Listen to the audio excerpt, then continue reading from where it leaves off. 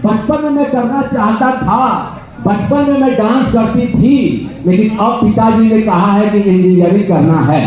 लेकिन मैं इस लेक्चर के माध्यम से यह सिद्ध करना चाहूंगा, यह सामने लाना चाहूंगा कि आपका जो इंजीनियरिंग है, यह इंजीनियरिंग रूपी जो यात्रा है, यह इंजीनियरिंग की जो पढ़ाई है, यह कल्चरल प्रोग्राम में बाधक नहीं है, आपके सिंगिंग में बाधक नहीं है, आपके एक्टिंग में बाधक नहीं है, आपके डांसिंग में बाधक नहीं है, बल्कि यह इंजीनियरिंग आपको मदद करने जा रही है, आपको सहयोग करने जा रही है। बस आपको एक नजरिया इंजीनियर का रखते हुए इंजीनियर के रूप में इस इंस्ट्रूमेंट को देखना है। हेलो एमपी, आप जैसे ही इंजीनियर के रूप में इस इंस्ट्रूमेंट को देखेंगे, आपकी इंजीनियरिंग बोलने लगेगी, आपकी इंजीनियरिंग परिभाषित करने लगेगी, आपकी वो नजर आपको म्यूजिक में दिखाई देने लगेगी।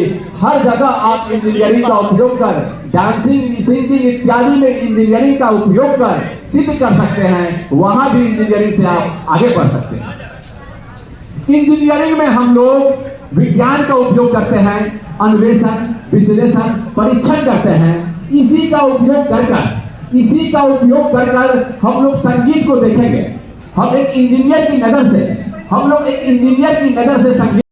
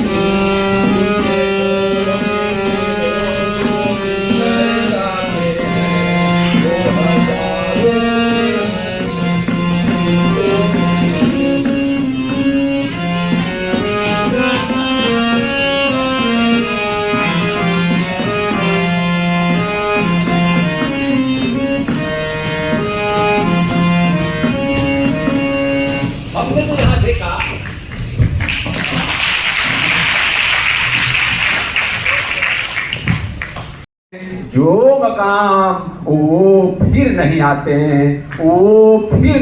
हैं, फूल खिलते हैं, लोग मिलते हैं, पतझड़ में जो फूल मुरझा जाते हैं, वो बहारों के आने से खिलते नहीं। हमने जो यहाँ देखा, जो संगीत निकाला, उसे अगर एक इंजीनियर के रूप में देखें तो हम लोगों ने आवाज को कैलिब्रेट कर दिया।